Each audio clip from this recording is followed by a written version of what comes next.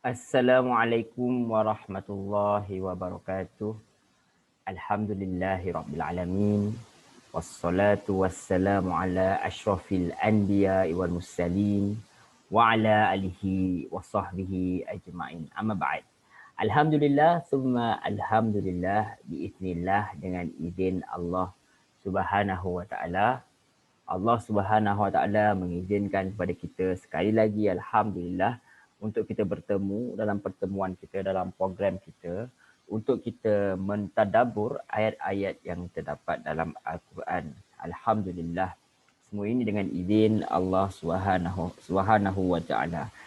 Baik, apa khabar tuan-tuan, puan-puan, muslimin, muslimat yang dirahmati Allah Subhanahu Wa Taala? Semoga berada dalam keadaan sihat sejahtera, semoga berada dalam keadaan yang ceria, dan keadaan yang penuh kebaikan, kebahagiaan, insya-Allah. Amin ya rabbal alamin. Baik, alhamdulillah, tanpa kita membuang masa, tanpa kita melengahkan masa lagi, kita akan terus pergi kepada perbincangan kita hari ini, insya-Allah. Alhamdulillah, dengan izin Allah Subhanahu Wa Taala, kita pun telah memperbincangkan ayat daripada surah Al-Baqarah ini sehingga ayat yang ke-93. Di mana ayat itu menceritakan berkenaan peringatan kepada Allah SWT kepada puak Yahudi bahawa Allah SWT telah pun mengambil janji mereka ini, yakni nenek moyang mereka ini, dengan mengangkat gunung Sur tu di atas mereka supaya mengancam, seolah-olah sebagai mengancam mereka ni supaya mereka ini berpegang teguhlah kepada apa yang diperjanjikan mereka dengan Rasul mereka iaitu Musa AS.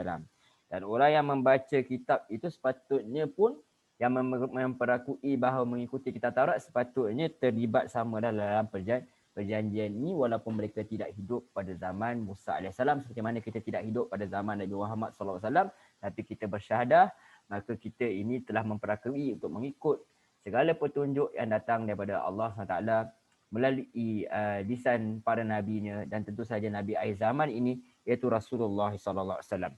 Malangnya mereka ini, mereka mengata mereka dengar sami'na tetapi mereka kata wa asaina. Telah kita berbincangkan pandangan-pandangan, beberapa pandangan berkenaan perkataan ini, tetapi yang pentingnya mereka ini mendengar, mereka kata mereka dengar tetapi hakikatnya dibuktikan dengan perbuatan mereka iaitu mereka mengingkari segala apa yang kebanyakan apa yang telah mereka janjikan dengan Allah Subhanahu Wa Taala. Wallahu a'lam. Baik. Jadi ayat seterusnya Allah SWT memberitahu lagi, membuka lagi pekung orang-orang Yahudi ni. Sebenarnya sebelum ni mereka mengaku mereka sebagai golongan ulama, mereka ini mengamalkan kitab Taurat, mereka tak mau terima Rasulullah SAW sebab ada kitab Taurat. Maka dengan lebih lanjut Allah jelaskan lagi bagaimanakah sifat mereka ini, kecurangan yang mereka telah lakukan kepada perjanjian yang telah dimeterai antara nenek moyang mereka ini dengan rasul mereka iaitu Musa AS, dengan kitab dan mereka ini mengaku mereka mengikut kitab. Jadi Allah nak buka pokok mereka ni, adakah betul mereka ini benar-benar mengikut kitab Taurat ataupun mereka sekadar mengatakan di bibir sahaja untuk mengaburi mata orang-orang Arab yang berada di sekeliling mereka. Baiklah, kita terus kepada ayat yang ke-94 insya-Allah.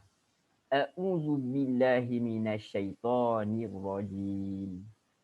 Bismillahirrahmanirrahim. Qul in kanat lakumud darul akhiratu 'indallahi khalisatan min dunin nas. Katakanlah, yakni wahai Muhammad sallallahu alaihi wasallam kepada orang-orang Yahudi, sekiranya syurga negeri akhirat itu di sisi Allah hanya istimewa buat kamu semata-mata tanpa orang-orang yang lain, fatamannawul mauta in kuntum sadiqin. Kata Allah SWT, maka berharapkanlah oleh kamu, Allah suruh Rasulullah SAW kata perkara ini kepada orang Yahudi, maka berharaplah oleh kamu kepada kematian, al-maut, in kuntum, jika benar kalian adalah orang yang benar. Jadi di sini adalah satu arahan oleh Allah SWT, perintah oleh Allah SWT agar mencabar orang Yahudi ini dengan kata-kata mereka sendiri, di mana mereka mendakwa bahawa akhirat ini jika benar, katakanlah jika ada bagi kamu kampung akhirat itu hanya khusus bagi kalian, seperti mana kalian kata sebelum ini kita telah bincangkan, di mana mereka mengatakan bahawa mereka cuma akan masuk neraka ini sekejap sahaja, 2-3 hari sahaja, macam tu saja. Kalau mereka akan disentuh sahaja, sebenarnya mereka nak kata yang mereka takkan masuk lah. Yang akan mereka ni kalau masuk pun kalau masuk pun sekejap saja, kemudian beberapa hari saja kemudian akan digantikan oleh Rasulullah SAW dan juga para sahabat lah. Begitulah dia kata. Sebab mereka menganggap bahawa Rasulullah SAW ni dan sahabat ni orang-orang yang sesat. So kalau mereka masuk pun, mereka masuk kejap akan diganti oleh orang-orang yang sesat ni bagi mereka. Jadi Allah kata, Qul in kanat lakumud darul akhirah indallahi khalisatan min dunin nas. Katakanlah jika benar kampung akhirat itu hanya khusus bagi kamu tanpa manusia-manusia yang lain, fatamannawul mauta in kuntum shadiqin. Mintalah kematian jika kalian adalah orang-orang yang benar. Baik tuan-tuan, puan-puan, muslimin muslimat yang dirahmati Allah. Kita lihat pada pandangan oleh Ibnu Ashur dan juga Syekh Asy-Syarawi rahimahullah taala berkenaan dengan perkara ini. Mereka mengatakan ini adalah sebagai salah satu bukti kebenaran Al-Quran, sekaligus membenarkan pernyataan Allah menyangkut orang-orang Yahudi, yakni yang mereka ini sebenarnya mereka takut mati pun, seolah macam tu. Jadi jadi mereka ini, Ibnu Ashur dan Asy-Syarawi ni, seperti mana yang dipetik oleh dalam tafsir Misbah ni, pengarang tafsir Misbah mengatakan bahawa seandainya ketika itu ada di antara mereka yang datang kepada Nabi Muhammad SAW 2 atau 3 orang saja dan berkata bahawa tidak benar apa yang kau katakan wahai Muhammad dalam Al-Quran, bahawa kami tidak bersedia untuk mati, sesungguhnya kami bersedia dan mengharapkannya. Seandainya ada yang berucap demikian, maka pernyataan Al-Quran di atas dapat dinilai tidak benar. Tapi menurut pengarang tafsir Misbah ni, tapi tak ada seorang pun di antara mereka yang berucap demikian. Begitulah terbukti kebenaran firman Allah. Sebab nanti Allah kata mereka ni sebenarnya tak nak ingin kematian. Jadi kalau betul lah mereka ini sebenarnya tak takut mati pun, mesti ada salah seorang daripada mereka yang akan bercakap kepada Rasulullah, mereka takut mati. Mereka sebenarnya tidak takut mati. Tetapi tak ada seorang pun menurut sirah yang mereka berjumpa mengatakan kepada Rasulullah untuk mempertahankan perkara itu, kerana mereka tahu apa ada dalam hati mereka bahawa sebenarnya mereka benar-benar takut kepada kematian. Itu nanti kita akan bincang dalam ayat 95 insya-Allah. Jadi kita dapat lihat ke sini bahawa Allah menyuruh Rasulullah SAW supaya mencabar mereka ini. Apa tu kalau dalam bahasanya kita kata ajak mereka supaya bermubahalah lah, seolah-olah macam itu. Seperti mana yang dikemukakan oleh Ibnu Abbas yang ambil daripada tafsir Al-Quran Al-Azim karangan Ibnu Katsir rahimahullah taala. Sebelum tu ada fatamannaw mauta ini, kalau daripada Ibnu Abbas, Ad-Dhahab meriwayatkan fatamannaw mauta ini bererti mohonlah kematian. Jadi dalam tafsir Ibnu Katsir dia kata Ibnu Abi Hatim meriwayatkan daripada Ibnu Abbas, seandainya orang-orang Yahudi itu menginginkan kematian, nescaya mereka akan disambar kematian. Ini menurut pandangan yang dibawa oleh Ibnu Katsir ni, mengambil pandangan Ibnu Abi Hatim. Dan dia kata beliau lagi seluruh sanad ini sahih sampai kepada Ibnu Abbas. Wallahu a'lam. Demikianlah itulah penafsiran yang dikemukakan oleh Ibnu Abbas dalam menafsirkan ayat di atas, iaitu ajakan untuk bermubahalah. Ya, ini untuk mengetahui kelompok mana yang berdusta, baik kelompok kaum muslimin ataupun Yahudi. Perkara sama dinyatakan oleh Ibnu Jarir dan Qatadah, Abu Aliyah dan Rabi' bin Anas rahimahullah taala. Semoga Allah merahmati mereka semua. Ketika orang-orang Yahudi terlaknat itu mengatakan bahawa mereka itu anak Allah dan kekasihnya, serta mengatakan tidak akan masuk syurga kecuali orang Yahudi dan Nasrani, maka mereka diajak bermubahalah dan mendoakan keburukan kepada salah satu kelompok yang berdusta, baik itu kelompok Muslim ataupun kelompok Yahudi. Setelah mereka menolak ajakan tersebut, maka setiap orang mengetahui bahawa mereka itu zalim. Kerana jika mereka benar-benar teguh dengan pengakuannya itu, pasti mereka menjadi kelompok yang paling dahulu tampil untuk melakukan mubahalah. Jadi menurut Ibn Katsir lagi, ketika mereka menunda-nunda, maka terungkaplah kebohongan mereka. Itu seperti mana yang dikatakan dinakalkan oleh Ibn Katsir rahimahullah ta'ala.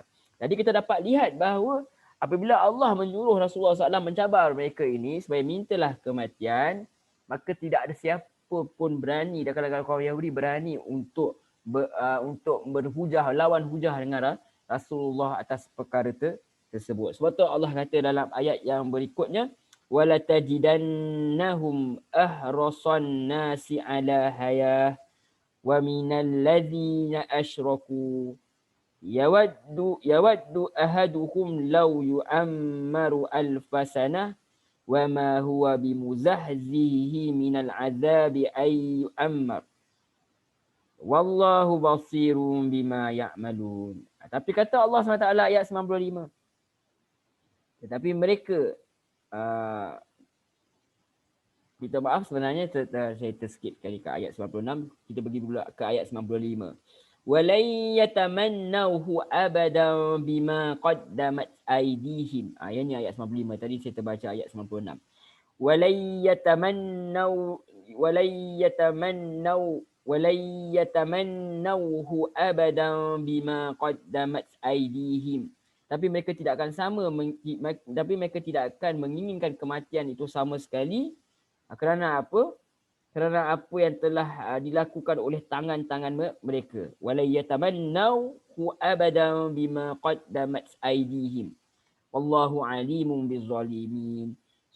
Dan sesungguhnya Allah itu mengetahui terhadap orang-orang yang zalim.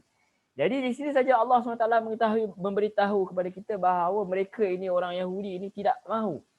Mereka takkan mahu untuk meminta kematian sebab apa yang telah dilakukan oleh tangan-tangan mereka sendiri. Di mana kita tahu kalau nenek moyang mereka lagi brutal, mereka bunuh para nabi. Ada yang mereka dustakan, ada yang mereka bunuh sebahagian daripada mereka. Ada yang kalau zaman Nabi Isa AS pun mereka cuba bunuh Nabi Isa AS. Bahkan Rasulullah pun mereka racun juga di Khaybar tu. Jadi mereka cuba. Jadi Allah kata mereka takkan berani. Takkan berani untuk minta kematian sebab apa yang telah mereka lakukan. Mereka ubah kitab Taurat itu dengan tangan mereka sendiri. Sesuai dengan apa yang mereka inginkan. Sesuai dengan apa syahwat mereka. Dan mereka tahu kalau mereka minta kematian, tentu sahaja kematian itu akan membawa mereka berjumpa dengan Allah SWT.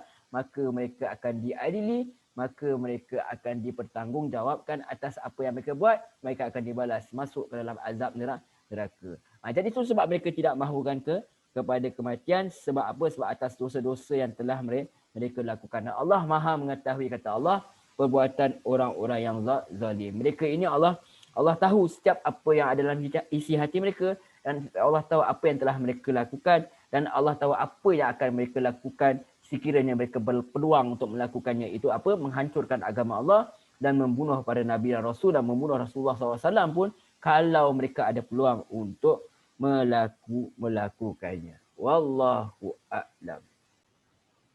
Tuan-tuan, puan-puan, muslimin muslimat yang dirahmati Allah Subhanahu Wa Taala. Dan kita dapat lihat bahawa Allah SWT melanjutkan lagi tentang mereka ini. Yang bahawa mereka yang selama ini mengaku bahawa mereka ini dalam kebenaran, tetapi sebenarnya mereka ini adalah golongan yang takutkan mati. Mereka ini sebenarnya adalah orang yang tidak menginginkan kematian kerana mereka tahu kalau mereka mati, mereka akan ada masalah kelak di akhirat. Walaupun setengah mengatakan bahawa tak pasti dalam kitab mereka ada menceritakan berkenaan akhirat ke tidak. Kalau yang dia dah ubah itulah. Jadi tetapi yang pasti orang yang mengikut ajaran Nabi dan Rasul semuanya akan diperingatkan dengan akhirat. Wallahu a'lam. Dan terus kepada ayat 96. Kata Allah SWT, وَلَتَجِدَنَّهُمْ أَحْرَصَ النَّاسِ عَلَى حَيَاةٍ وَمِنَ الَّذِينَ أَشْرَكُوا. Allah SWT berfirman, dan sesungguhnya engkau Muhammad akan mendapati mereka orang-orang Yahudi, manusia yang paling tamak akan kehidupan dunia, bahkan lebih tamak daripada orang-orang musyrik. Ini orang-orang Arab musyrikin lah. Kita katakan beginilah, kalau kita lihat orang-orang Arab ni, mereka memang biasa berperang pun. Seolah-olah mereka ni memang tak takut mati pun kalau orang-orang Arab musyrikin ni. Perang tu memang bagi mereka adalah satu kebiasaan. Dan orang-orang Yahudi ni pun mereka berperang sebab apa? Sebab mereka terpaksa berperang. Kalau boleh mereka tak nak. Kalau boleh mereka tak nak pun. Sebab tu mereka menunggu-nunggu kedatangan pada Nabi ni supaya apa? Nabi ni datang bantu mereka untuk hapuskan semua orang-orang Arab ni, hapuskan orang Arab musyrik ni supaya mereka tak payah perang dah.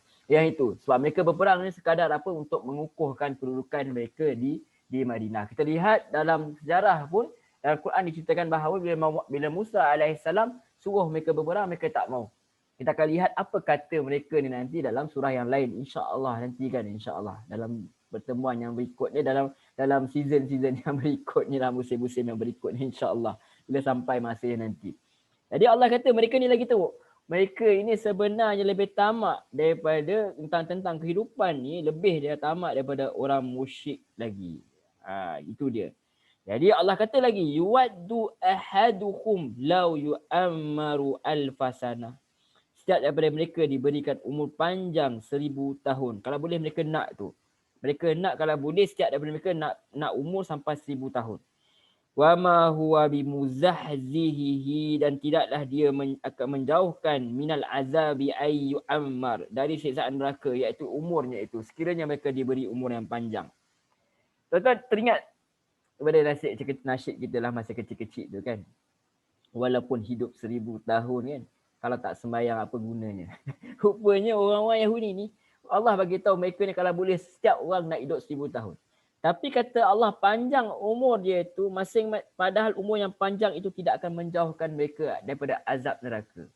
Dia tahu umat-umat terdahulu panjang umur dia. Diriwayatkan dalam Al-Quran kalau tak silap Nabi Nuh alaihissalam, dia berdakwah ketika diceritakan dalam Al-Quran tu dah 950 tahun. Itu berdakwah, lahir tak bila tak tahu. Dilantik jadi Nabi bila kita tak tahu.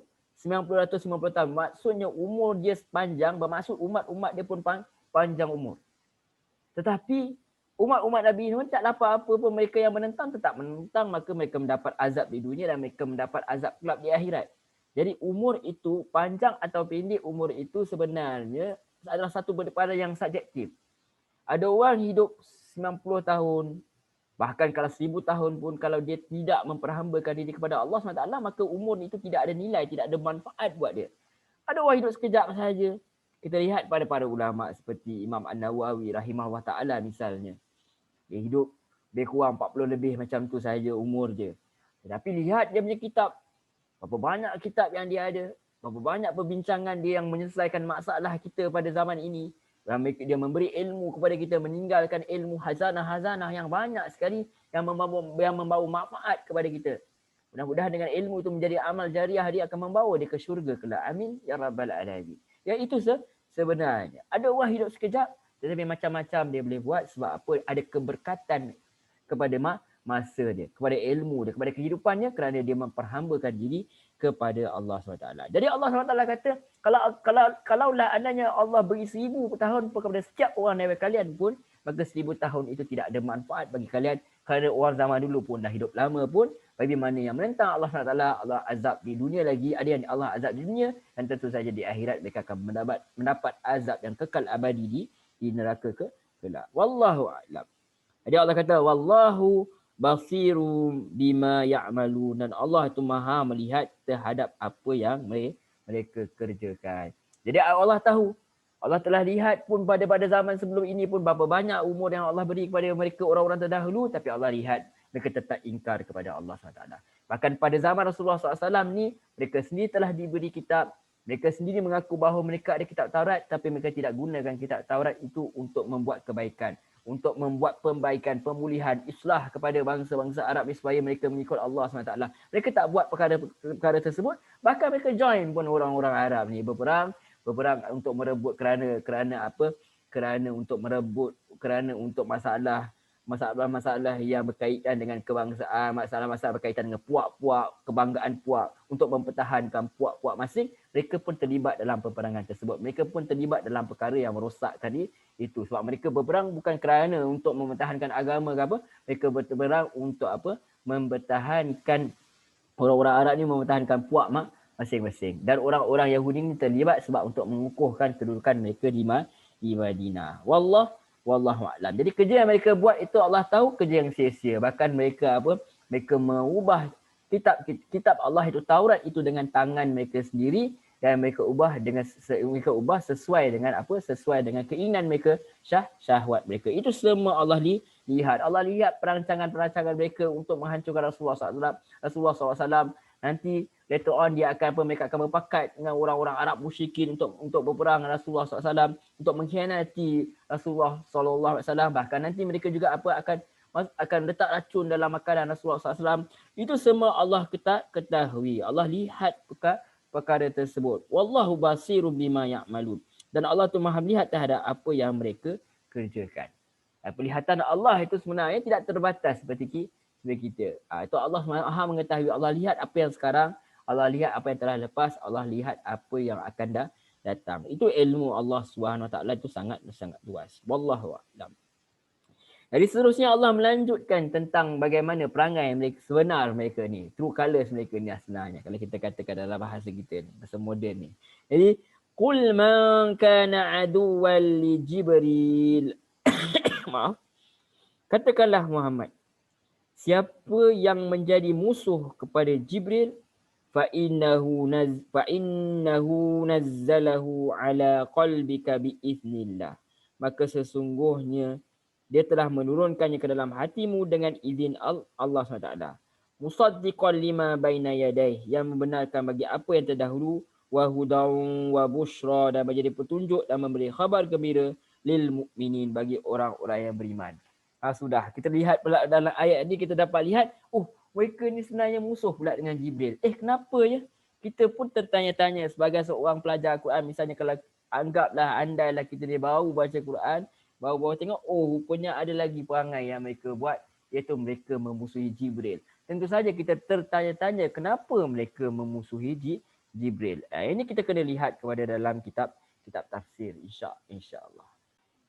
Tuan-tuan, puan-puan, muslimin, muslimat yang dirahmati Allah SWT, kalau kita lihat kepada tafsir karangan Syekh As-Sa'di rahimahullah ta'ala, kata beliau, sesungguhnya pemusuhan mereka ini, yakni orang-orang Yahudi ini, puak-puak Yahudi ini terhadap Jibril, bukanlah kepada peribadi Jibril tu secara peribadi. Sebenarnya mereka bukanlah memusuhi Jibril tu directly sebenarnya. Itu alasan mereka. Namun sebenarnya apa yang mereka musuhi ini adalah terhadap Al-Quran yang dibawa olehnya, yang dibawa oleh Jibril itu dari sisi Allah berupa kebenaran kepada Rasul-Rasul Allah. Maka pemusuhan dan pengingkaran itu mencakup kepada zat yang menyuruhnya, yakni Allah SWT sendiri yang menyuruh turun, dan kepada Al-Quran yang diturunkan olehnya, serta kepada Rasul yang diturunkan kitab itu kepadanya. Itulah maksud daripada perkara ini. Maksudnya mereka sebenarnya bukan sekadar bukan mereka lah memusuhi Jibril sebenarnya pada hakikatnya, tetapi mereka memusuhi siapa saja yang membawa wahyu Allah SWT, dan tentu saja Jibril ini membawa kepada Rasul-Rasul, dan tentu saja sebenarnya musuh mereka yang sebenarnya adalah Allah SWT. Na'udzubillah min zalik. Moga-moga Allah lindungi kita daripada perkara ini. Sebenarnya apabila kita menentang syariat Allah, sebenarnya apabila kita menentang orang yang membawa syariat Allah, hakikat sebenarnya kita menentang Allah SWT. Ibnu Katsir rahimahullah ta'ala menakalkan dalam kitab dia satu riwayat yang agak panjang. Habis saya ambil sedikit dalam keadaan orang Yahudi ni berdialog dengan Rasulullah SAW.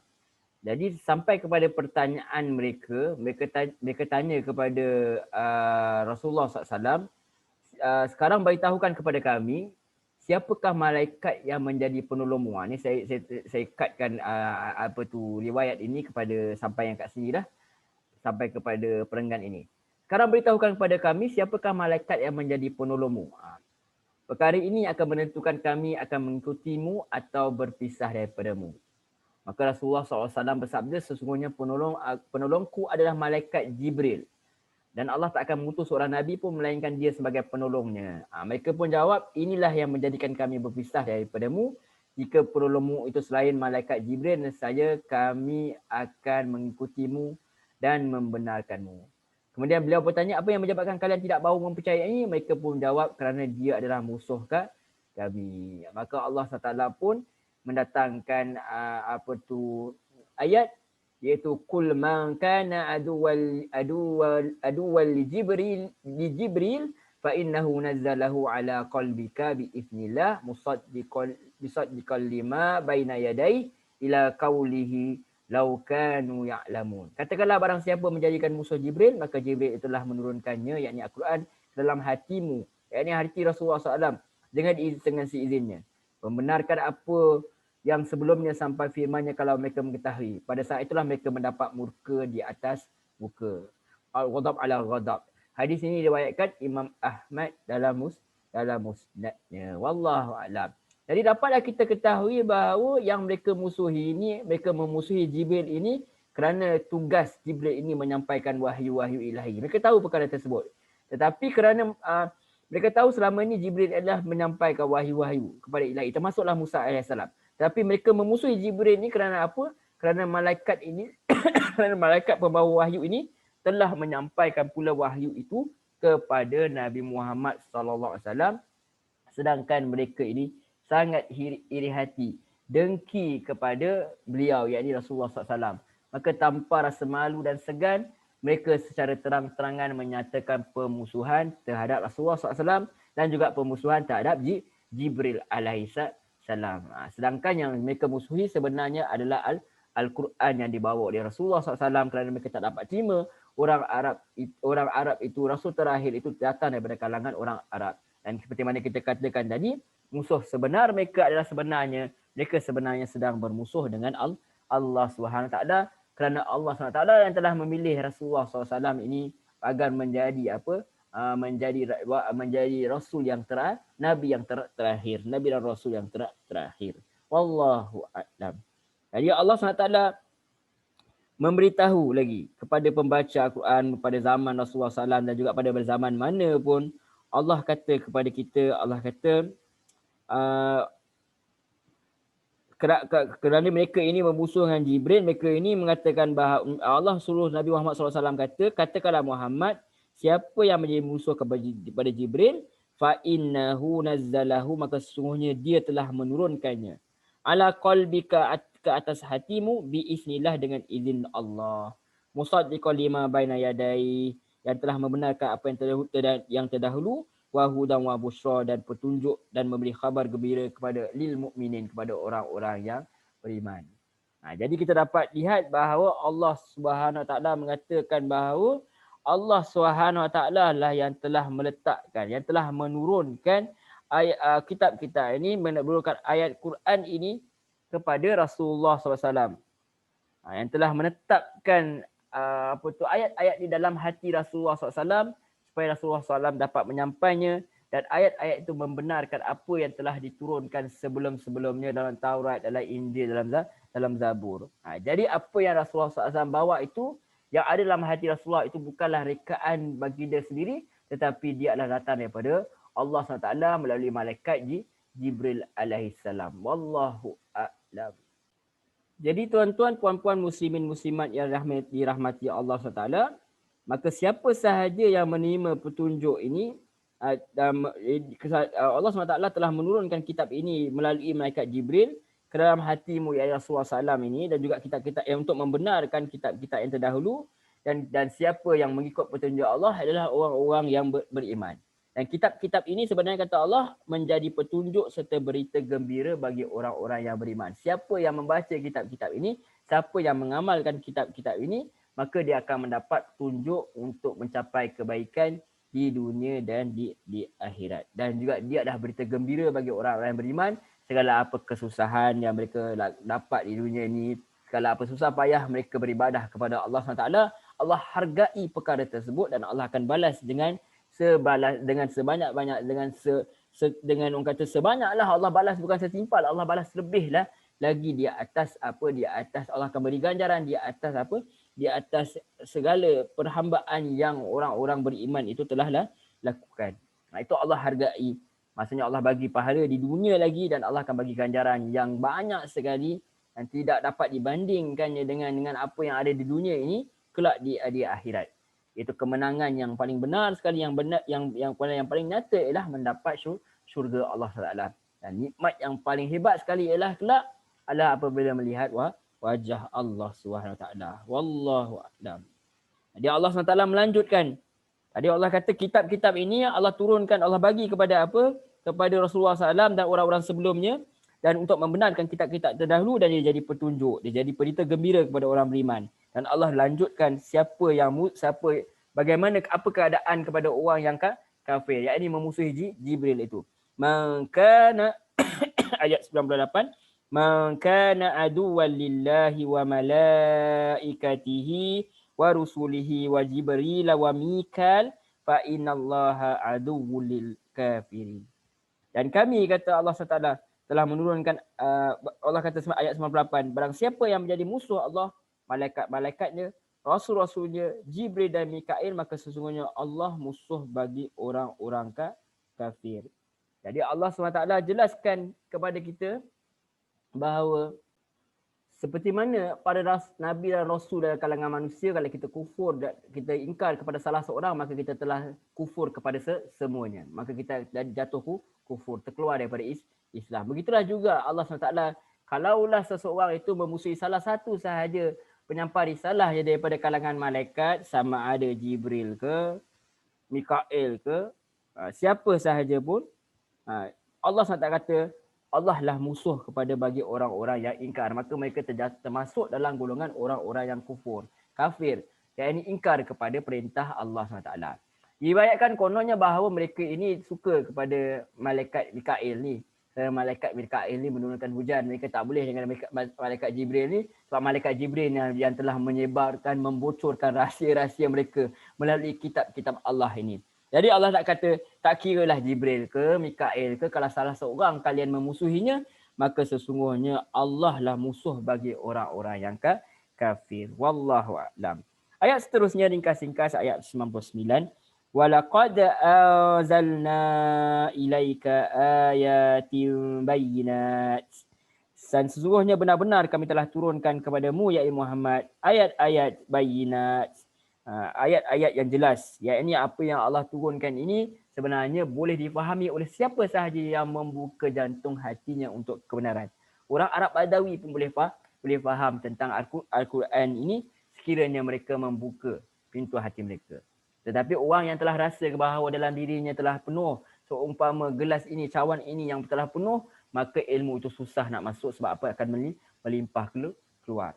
Kalau tidak sudi tunduk kepada ilmu itu, tidak sudi tunduk kepada kebenaran itu yang dibawa oleh orang yang lain daripada bangsa mereka, bahkan kita katakan sebelum ini, mereka tak terima pun daripada siapa pun, walaupun daripada bangsa mereka sendiri, kerana hati mereka telah biasakan ingkar kepada perintah Allah, telah biasa melakukan perkara-perkara yang bersesuai dengan syahwat, maka dia dah selesa sangat dah, dan jadi bad habit menyebabkan telah mendarah daging dalam diri mereka, maka sukar untuk mereka menerima kebenaran. Sedangkan Allah kata telah walaqad anzalna ilaika ayatin bayyinat. Allah telah turunkan kepadamu, dan sungguh benar-benar kami telah menurunkan kepadamu, yakni Muhammad, ayatin bayyinat, ayat-ayat yang jelas. Yani apa yang Rasulullah bawa ini jelas, semua orang boleh faham. Dan orang Yahudi yang mendengar perkara ini pun mereka tahu bahawa apa yang Rasulullah ni bawa ni benar. Prinsip-prinsip akidahnya, tauhidnya benar-benar sama seperti mana nabi-nabi terdahulu bawa. Kemudian Allah kata lagi, wa ma yakfuru biha illal fasiqin. Dan tidak adalah ingkar terhadapnya, yakni terhadap Rasulullah SAW, terhadap wahyu yang dibawa oleh Rasulullah SAW, illal fasiqun, kecuali orang-orang yang fasik. Seperti mana kita katakan, mereka berterusan melakukan dosa-dosa. Yang ini kita lihat kepada orang Yahudi ni, mereka berterusan menentang para nabi dan rasul mereka. Ada sebahagian yang mereka ingkari, ada sebahagian yang mereka bunuh, menyebabkan sukarlah mereka untuk menerima kebenaran itu kerana perasaan sombong dan dengki yang ada dalam diri mereka, yang telah mendarah daging dalam diri mereka. Semoga Allah lindungi kita daripada perkara ini. Semoga Allah lindungi kita daripada kita bersikap sombong, dengki yang tidak bertempat, sehingga kita hendak orang lain jatuh, sehingga tidak mahu menerima kebenaran kerana semata-mata untuk menjaga ego sendiri. Baik. Wa kullama ahadu ahdan nabadhahu fariqum minhum. Ayat 100. Kata Allah lagi, dan mengapa dan adakah setiap kali, tanya Allah SWT, walaupun Allah mengetahui, ahadu, Mereka berjanji ahdan dengan perjanjian. Nabadahu fariqum minhum, sekumpulan daripada mereka melemparkannya, yakni mengingkari perjanjian tersebut. Bal aktsaruhum la yu'minun, bahkan kebanyakan mereka itu tidak beriman.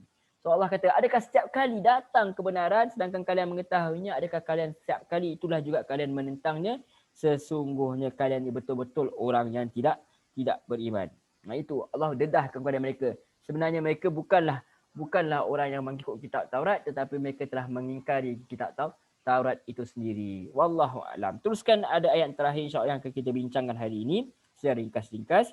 Walamma ja'ahum rasulun min 'indillahi musaddiqul lima ma'ahum nabaza fariqum minal ladzina utul kitaba kitaballahi wara'a zuhurihim ka'annahum la ya'lamun.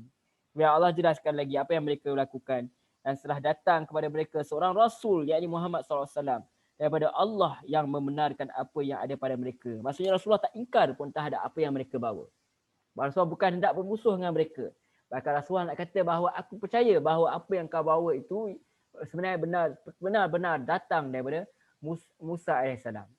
Tapi malangnya kalian sendiri yang telah mengubah kitab kalian. Tapi ada cebisan-cebisan dalam kitab Taurat itu benar-benar masih lagi tercebis daripada apa yang boleh bawa oleh Musa. Maka aku datang ini bukan untuk memusuhi kalian, tapi aku datang ini untuk menjemput kalian supaya mendapat kemuliaan, itu meneruskan kemuliaan, bahkan kalian dapat 2 ganjaran pahala jika kalian ingin sudi mengikuti aku, Rasulullah SAW, itu Rasul yang terakhir. Yang itu. Jadi sebenarnya kita tidak memusuhi. Kita beriman dengan semua kitab-kitab, kita beriman dengan semua nabi. Orang Islam itu beriman dengan semua nabi daripada Adam AS sampai Rasulullah SAW. Kita beriman dengan Musa AS, kita beriman dengan Isa AS, kita beriman dengan semua para nabi, dan kita tidak bermusuh sebenarnya dengan agama, dengan syariat-syariat yang terdahulu, tetapi apa yang datang ialah Rasulullah datang ialah untuk melengkapkan syariat-syariat yang terdahulu. Umpama rumah itu yang telah hampir siap tapi ada satu lopong je, ada kosong kat situ, maka letak batu bata itu seolah-olah disempurnakanlah rumah itu dengan adanya Al-Quran. Disempurnakan syariat Nabi terdahulu dengan adanya Al-Quran.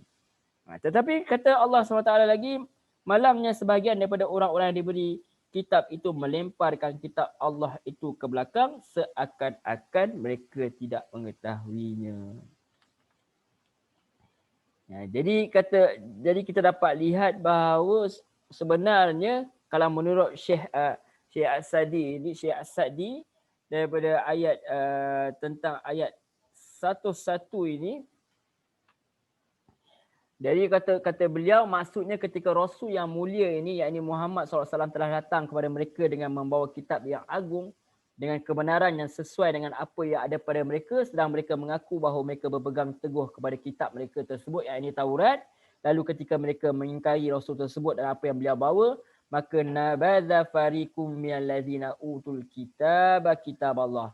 Orang-orang yang diberi kitab Taurat itu melemparkan kitab Allah yang diturunkan pada mereka. Maksudnya mereka melemparnya kerana apa? Benci terhadapnya. Mereka tak nak dengar lah. Mereka seolah-olah bukan masuk 3 kanan lagi. Mereka tak masuk pun. Mereka tak nak langsung dengar. Mereka takut dengan kebenaran yang baru ni, bukan kerana apa? Kerana mereka dengki dengan apa? Dengki dengan Nabi yang akhir zaman ni, kononnya kerana Nabi ini adalah berbangsa Arab. Jadi mereka apa? Wara'a zuhurihim. Mereka lempar ke belakangnya. Ini adalah satu sikap yang sangat teruk dalam pengingkaran. Seolah-olah mereka dengan tindakan itu adalah orang-orang yang tidak tahu, padahal mereka mengetahui kebenaran dan hakikat kitab yang dibawa. Menurut Syekh As-Sa'di lagi, maka jelaslah dengan hal ini bahawa kelompok ini berasal dari ahli kitab, yang mana kitab tersebut tidak akan tetap berada di tangan mereka selama mereka tidak beriman kepada Rasul tersebut.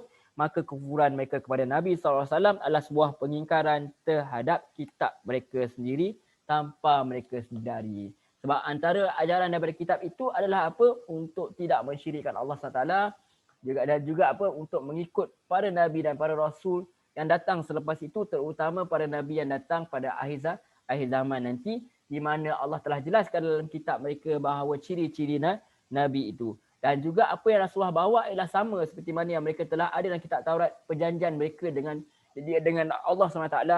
Perjanjian mereka yang dibawa oleh Musa AS dalam Taurat itu ada juga perjanjian itu dalam kitab yang terakhir iaitu Al-Quran.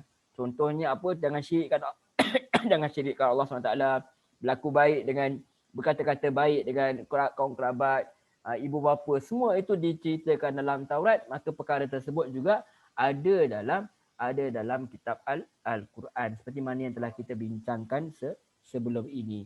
Wallahu a'lam. Demikian sahaja perbincangan kita hari ini, alhamdulillah, secara ringkas-ringkas. Dan kita dapat lihat bahawa antara pengajaran yang kita dapat lihat hari ini ialah kalau kita katakan orang Yahudi itu takutkan mati, seperti mana kita juga sebenarnya seperti mana Rasulullah SAW kata bahawa orang akhir zaman ni pun ramai. Sampai mereka seolah-olah akan dikepung, seolah mereka akan dikepung begitulah. Seolah orang yang nak makan makanan tu macam itulah orang-orang Islam pada zaman akhir zaman ni diberlakukan. Mereka ramai, kita ni ramai seperti mana buih-buih lautan, tapi kita ada satu penyakit, itu kerana takutkan mati.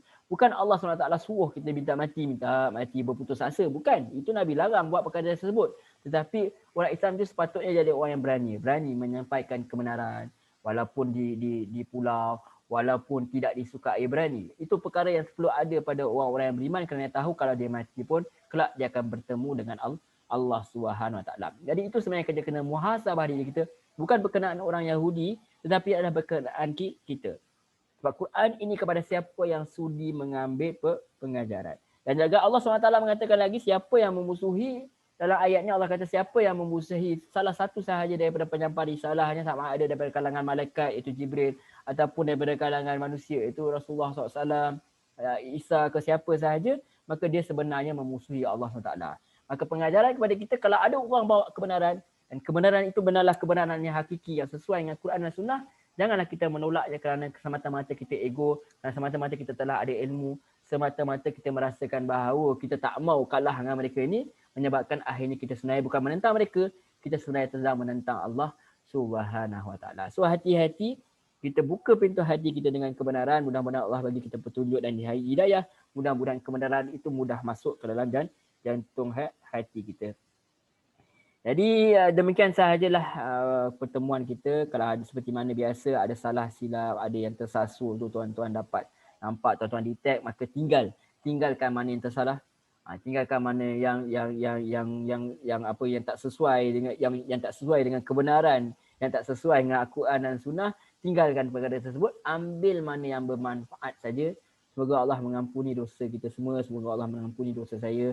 Mudah-mudahan Allah mengampuni dosa kita semua. Tuan-tuan doakan supaya kalau ada yang baik ini, mudah-mudahan menjadi ganjaran dah kepada kita semua, supaya kita dapat bersama-sama kelak di akhirat kelak memperolehi syurga Allah yang tertinggi, itu Firdaus. Mudah-mudahan amin ya rabbal alamin. Baiklah tuan-tuan, puan-puan, muslimat yang dirahmati Allah SWT, terima kasih kerana sudi menonton, sudi mendengar. Mudah-mudahan Allah SWT memudahkan urusan kita semua. InsyaAllah kita jumpa lagi dalam pertemuan yang berikutnya dengan izin Allah SWT. Kita tutup dulu pertemuan kita dengan tasbih kafarah. Subhanakallahumma wa bihamdik, ashhadu an la ilaha illa anta, astaghfiruka wa atubu ilaik. Wa sallallahu ala Muhammad wa ala alihi wa sahbihi wasallam, walhamdulillahi rabbil alamin. Wassalamualaikum warahmatullahi wabarakatuh. Terima kasih banyak-banyak tuan-tuan, puan-puan, muslimin, muslimat yang dirahmati Allah.